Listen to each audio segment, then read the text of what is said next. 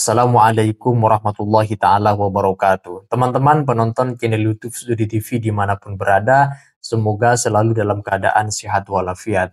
Pada kesempatan kali ini seperti biasa, mari kita simak sebuah perbincangan dialog luar biasa. Ada Kiai Haji Imaduddin, ada Dr. Ribut Nur Huda, ada Kiai Haji Ubaidillah menjelaskan tentang gelombang PBNU hari ini yang sedang dirundung masalah.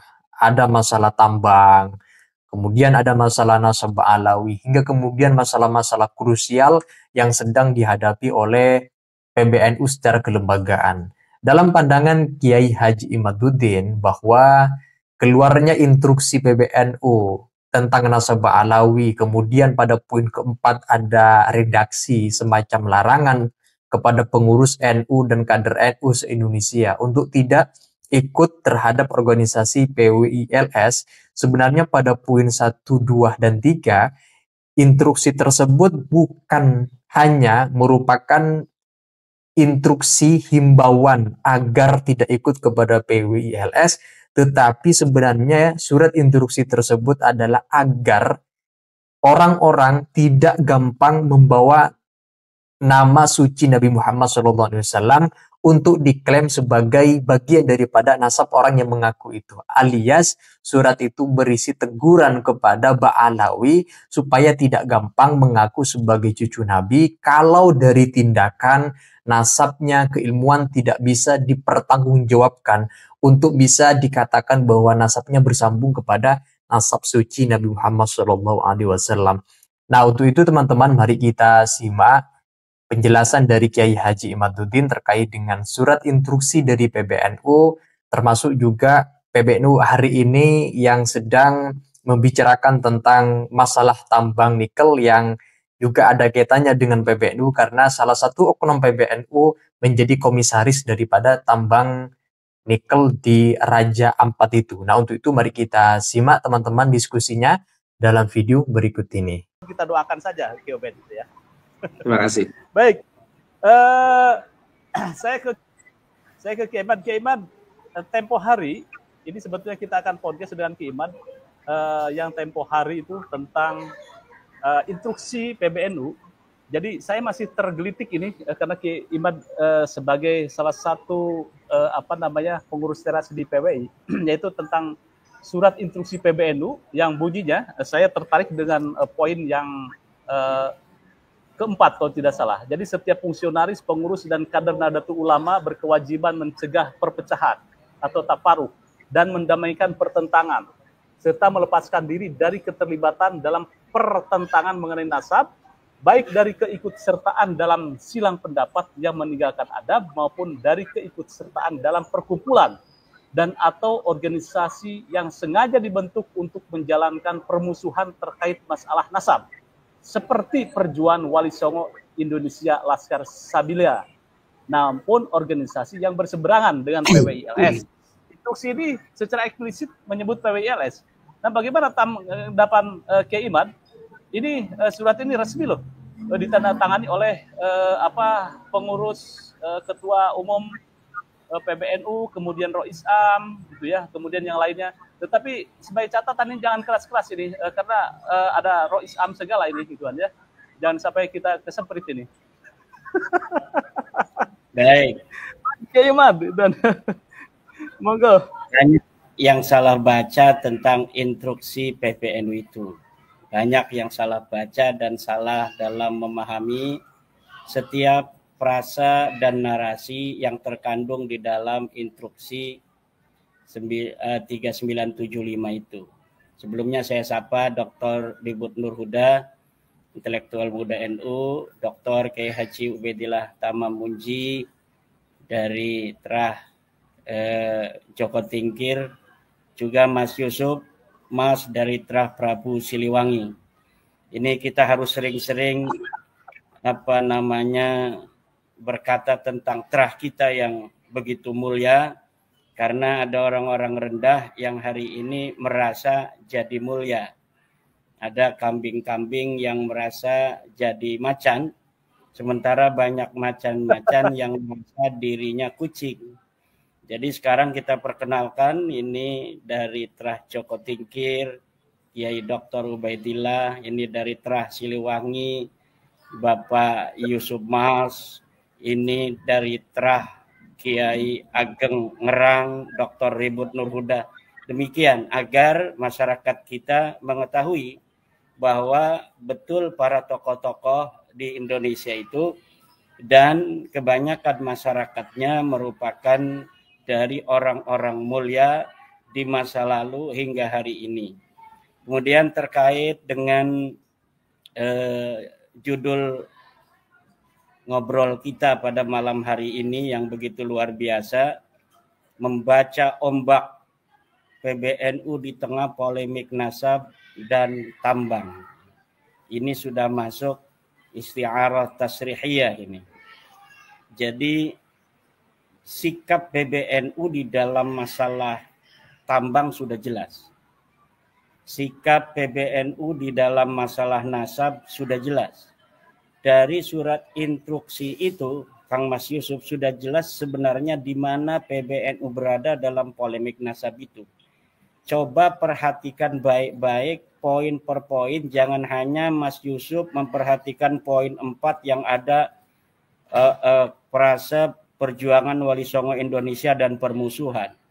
Tapi lihat di poin 1, poin 2, poin 3, ada beberapa hal yang sangat penting dan jarang menjadi perhatian. Pertama, tentang frasa, bahwa PBNU menginstruksikan kepada seluruh pengurus NU untuk menjunjung tinggi ilmu pengetahuan dan ahli-ahli ilmu pengetahuan. Itu di poin berapa itu? Ada frasa demikian. Nah, dari kata-kata instruksi dalam surat itu bahwa seluruh pengurus PBNU diinstruksikan untuk menjunjung tinggi ilmu pengetahuan dan ahli-ahli ilmu pengetahuan, itu sudah jelas di mana PBNU berada. Nah, sekarang yang sedang kita bicarakan ini tentang ilmu pengetahuan nasab, ilmu pengetahuan sejarah, ilmu pengetahuan DNA. Ahli-ahlinya bermunculan ketika polemik nasab ini ada. Nah, dari situ PBNU mengatakan, wahai para pengurus-pengurus NU di setiap tingkatan, junjung tinggi ilmu pengetahuan nasab dan ahli nasab yang telah melakukan penelitian bahwa Ba'lawi bukan cucu Nabi. Wahai pengurus NU di setiap tingkatan, junjung tinggi ilmu pengetahuan dan ahli sejarah yang menyatakan bahwa Ba'lawi tidak tercatat dalam sejarah, bahwa Faqih Muqaddam tidak tercatat dalam sejarah, bahwa Sohib Mirbat tidak tercatat dalam sejarah. Wahai pengurus PBNU di setiap tingkatan atau pengurus NU di setiap tingkatan, junjung tinggi ilmu pengetahuan dan ahli-ahli DNA yang telah menyatakan bahwa Ba'lawi mustahil sebagai keturunan Nabi. Ini poin berapa itu? Poin pertama atau poin kedua itu? Ada poin itu, Mas Yusuf. Kalau tidak salah itu saya nih di catatan saya ada di poin 2 itu. Iya. Di poin 2 bahwa seluruh pengurus perbedaan pendapat, ya. Coba bacakan, Mas Yusuf. Ini ya, poin 2 itu hendaknya perbedaan pendapat yang terjadi dapat disikapi dengan bijaksana, penuh kearifan dan menghindarkan semangat permusuhan, serta tetap mengedepankan adab dan menjunjung tinggi ilmu pengetahuan serta ahli-ahlinya. Nah, ini itu kalimat menjunjung tinggi ilmu pengetahuan itu akhirnya maksudnya jangan husnudzon.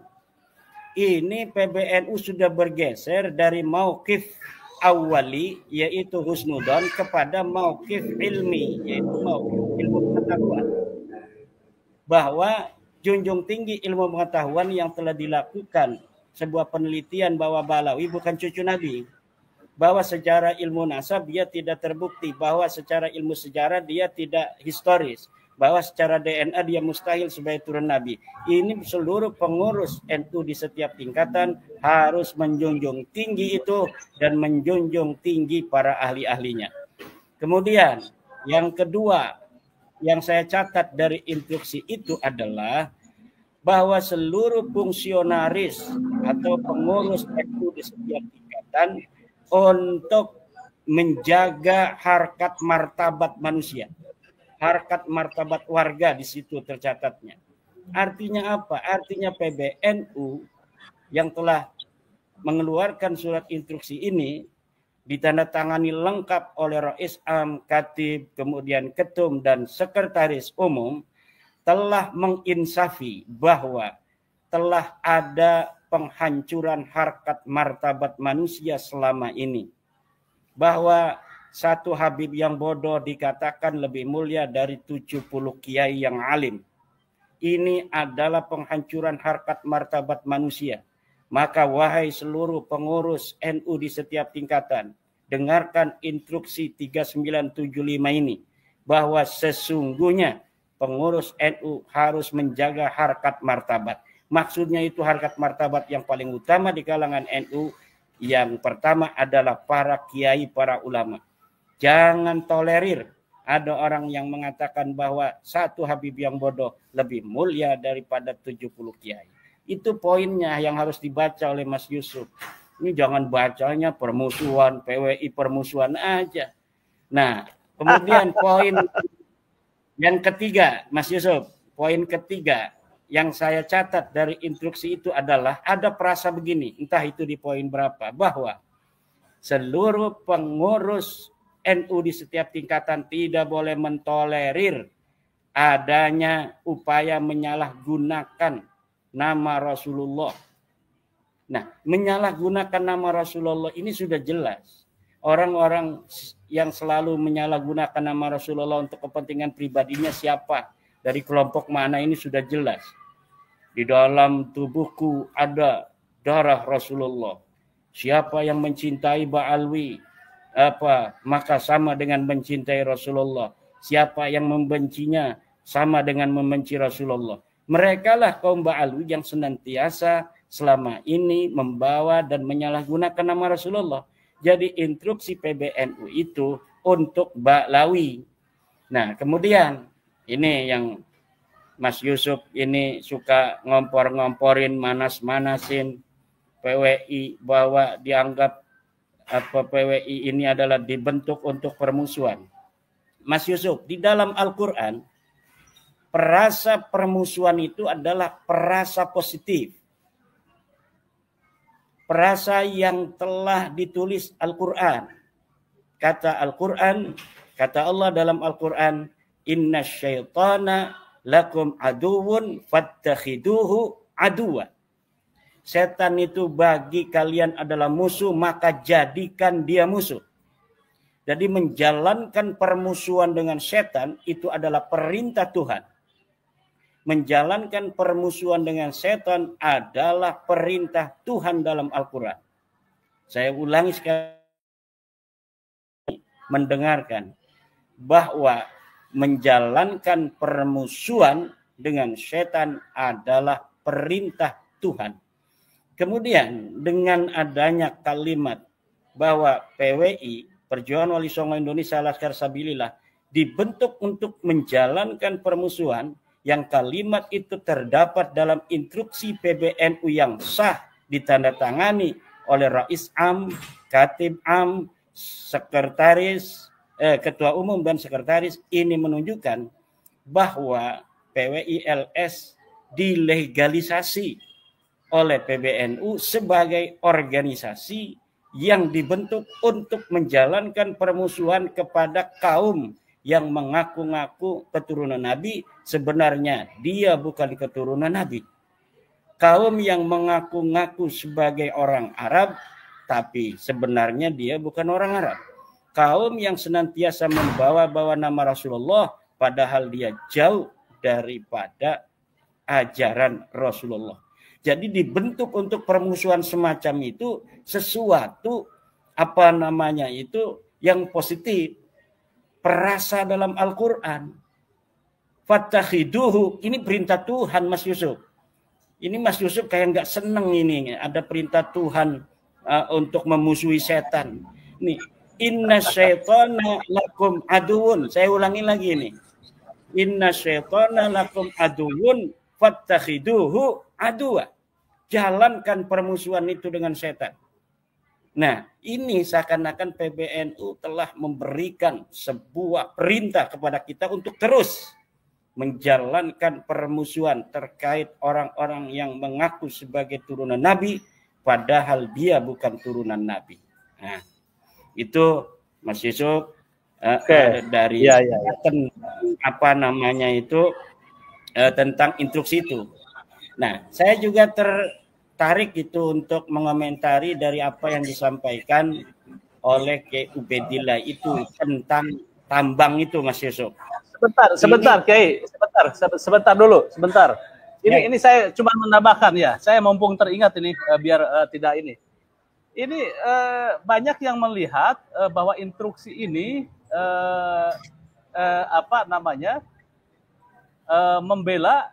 membela nasabah Alawi. Ternyata setelah saya cek kalimat per kalimat, tidak ada narasi di sini tentang mengakui bahwa Mbak Alawi adalah keturunan Rasulullah gituan ya. Ini di sini nih.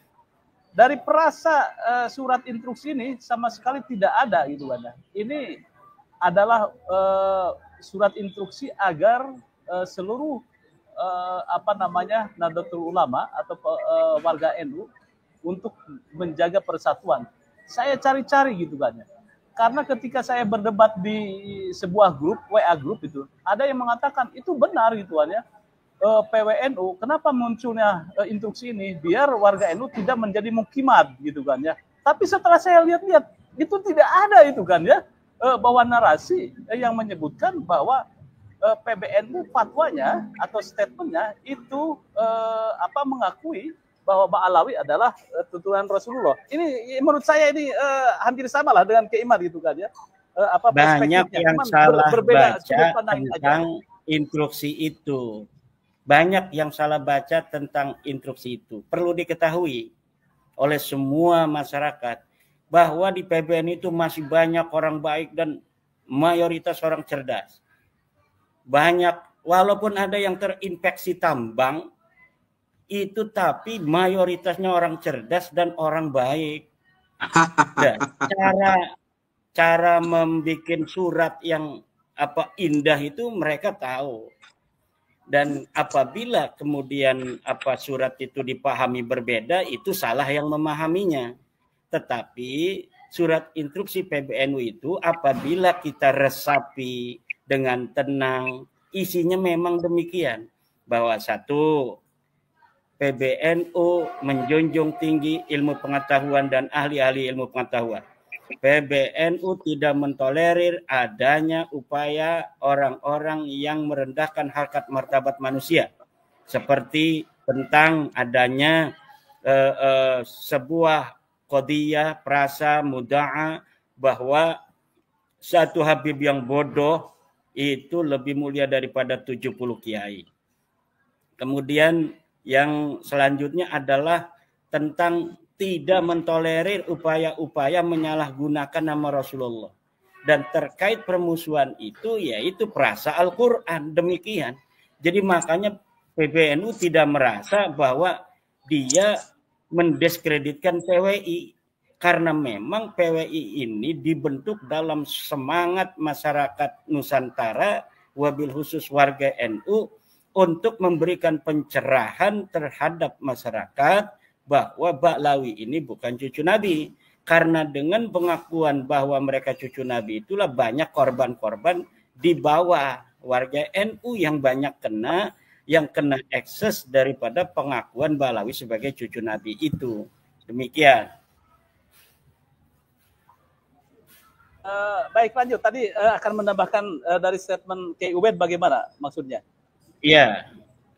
Memang di dalam masalah tambang itu kan ada madhab-madhab. Ada madhab Wahabi lingkungan. Ada madhab Murji'ah lingkungan. Ada madhab Ahli Sunnah lingkungan. Ini madhab Wahabi lingkungan punya dalil.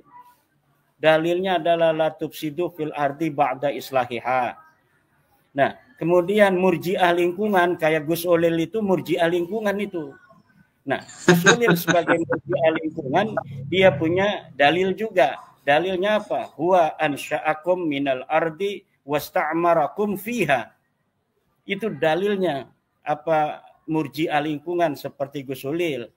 Gus Ulil itu perlu diketahui sepupu masih itu dengan Kiai Ubed ini. Kemudian madhab Ahlussunnah wal Jamaah dalam kasus tambang ini madhab Ahlussunnah itu Kiai Ubed, Gus Ribut, saya, ini madhab Ahlussunnah wal Jamaah. Kalau Mas Yusuf saya lihat ini lebih ke murji'ah lingkungan dengan Gus Ulil dari wajahnya ini. Bisa. Kelihatan gitu. Nah, dalam Ahlussunnah wal Jamaah lingkungan ini dalilnya ada juga. Kulu wasrobu wala tusrifu. Makan dan minumlah, tapi jangan berlebihan. Sisakan untuk anak cucu kita. Ada sustainability natural untuk my children and grandchildren. Untuk anak cucu kita di masa depan sisakan. Jangan terlalu hawak, jangan terlalu rakus. Ini adalah madhab Ahlussunnah wal Jamaah lingkungan. Gus Ulil sebagai murji'ah lingkungan wajar membela penambang-penambang untuk mengeksplorasi dan mengeksploitasi sumber daya alam untuk kemudian diambil manfaatnya. Greenpeace itu wahabi lingkungan memang dia. Nah, ini bahaya juga murji'ah lingkungan. Ini bahaya, wahabi lingkungan juga bahaya. Apa bahayanya? Ini orang-orang Eropa sudah lama mengeksploitasi alam tanpa ada interupsi dari kita. Ketika Eropa ini sudah habis sumber daya alamnya, giliran kita mau kaya raya, mereka melarang kita. Dan bisa ditengarai atau kita duga ada kepentingan negara-negara barat yang tidak ingin kita kaya raya juga. Nah, ini juga harus diperhatikan. Madhab wahabi lingkungan ini bahaya juga. Madhab murji'ah lingkungan. Awas Mas Ulil jangan sampai betul-betul jadi murji'ah lingkungan. Mungkin sekarang masih setengah Ahlussunnah wal Jamaah lingkungan lah. Tapi nampaknya akan mengarah kepada murji'ah lingkungan. Murji'ah lingkungan itu serba boleh aja. Masalah nanti bukan Allah. Yang penting hari ini adalah kita nikmati apa yang telah berikan, dikarunikan oleh Tuhan untuk sebesar-besar kemakmuran manusia. Kita tidak tahu kiamat akan terjadi kapan kan. Jangan sampai kita sisakan, kita miskin, kemudian tiba-tiba kiamat. Ya kan? Siapa yang tahu kiamat akan datang kapan? Nah, ini madhab murji'ah ini yang begini nih. Nah, madhab kita adalah madhab Ahlussunnah wal Jamaah yang serba ada di tengah. Kulu wasrobu wala tusrifu. Makanlah dan minumlah, tapi ingat, jangan berlebihan. Sisakan walaupun kita tidak yakin bahwa anak cucu kita ini akan menikmati, kita nggak tahu kiamat kapan, tetapi kita menghitung dengan sebuah asumsi bahwa anak cucu kita masih menikmati alam raya ini, kiamat belum tiba, maka ada sisa-sisa yang kita sisakan untuk mereka. Tapi sebenarnya juga begini juga, bagi madhab murji'ah lingkungan, sekarang kita tahu bahwa nikel itu bisa dijadikan sumber daya untuk misalnya energi. Dulu kita hanya minyak, dulu kita hanya tahunya bensin, minyak tanah, solar. Sekarang ada uranium dan lain sebagainya. Bisa jadi anak cucu kita 200-300 tahun yang akan datang itu bisa menemukan lagi energi yang lain, yang selain yang kita kenal hari ini, dan semuanya telah disiapkan oleh Tuhan. Nah, ini madhab murji'ah lingkungan nih. Nah, minyak kita habisin hari ini karena Allah telah mempersiapkan energi lainnya. Nikel kita habisin hari ini, lingkungan. Toh masih banyak belahan bumi lainnya yang belum juga ditempati oleh manusia. Ini madhab murji'ah lingkungan yang juga berbahaya, madhab wahabi lingkungan berbahaya, madhab yang harus kita ambil adalah madhab tawassut, yaitu yang berlandaskan dalil, kulu washrobu wala tusrifu. Cuma begini, nanti sebelum Dr. Ribut yang akan memberikan kesimpulan dari semuanya, tentang masalah membaca ombak PBNU di tengah polemik nasab dan tambang ini, saya teringat akan apa yang didauhkan Gus Dur di dalam Muktamar NU yang ke-30 di Lirboyo itu.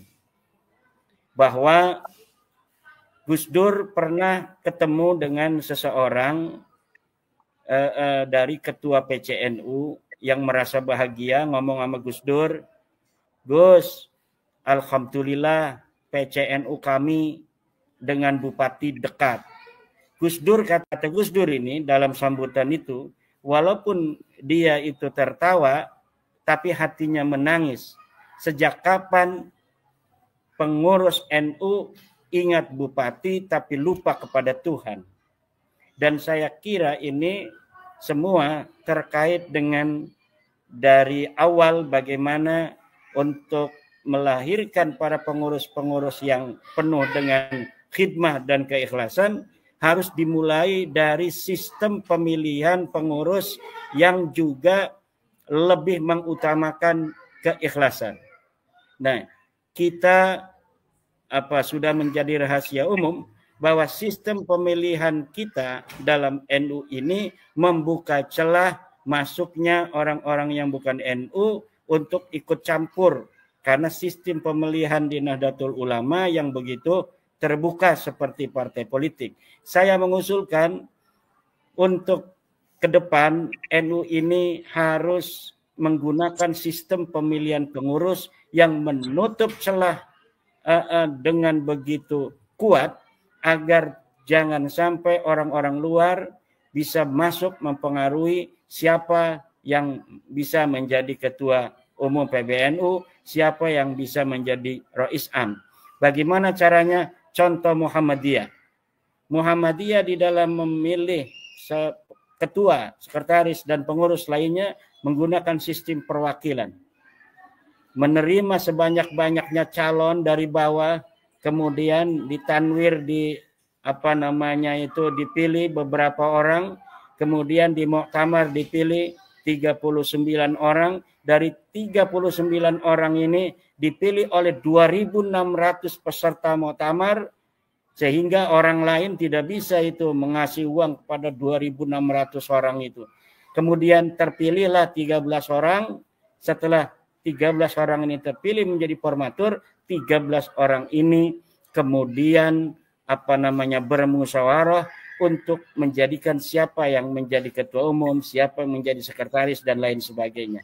Ini sangat menutup adanya celah bisa masuknya bohir-bohir untuk mempengaruhi kepengurusan Muhammadiyah. Saya kira kita tidak usah malu untuk PBNU, untuk PWNU dan PCNU menggunakan sistem Muhammadiyah agar nilai-nilai keikhlasan yang tadi telah orkestrasi oleh Gus Dur di dalam sambutan dalam Muktamar ke-30 di Lirboyo itu, bahwa dirinya menangis ketika ada pengurus PCNU dengan bangga melaporkan kepada Gus Dur bahwa hubungannya sebagai ketua PCNU dengan Bupati baik-baik saja. Kata Gus Dur, saya menangis. Sejak kapan NU pengurusnya itu lupa kepada Tuhan, ingatnya kepada Bupati, atau sebaliknya, kama qala Gus Dur. Nah, ini saya kira kita sebagai warga NU ingin melihat organisasi kita ke depan ini betul-betul organisasi independen. Bahkan Gus Dur mengatakan masih di dalam sambutan di Lirboyo itu bahwa saya sekarang presiden. Waktu itu Gus Dur jadi presiden ketika menghadiri dan memberikan kata sambutan di Lirboyo itu. Saya presiden, tetapi warga NU, pengurus NU harus tetap kritik kepada pemerintah. Baik-baik boleh dengan saya, tapi harus tetap kritik. Ini yang saya kira hari ini apa kita lupakan dawuh Gus Dur radhiyallahu anhu itu, maka untuk itu kita sebagai organisasi masyarakat yang berbasis umat, berbasis ulama harus memiliki nilai amar ma'ruf nahi mungkar itu, dan hanya itu bisa dilakukan jika pengurus yang terpilih betul-betul pengurus yang suci dari kepentingan-kepentingan dan intervensi pada saat pemilihannya. Mudah-mudahan kita bisa mencapai itu. Terima kasih.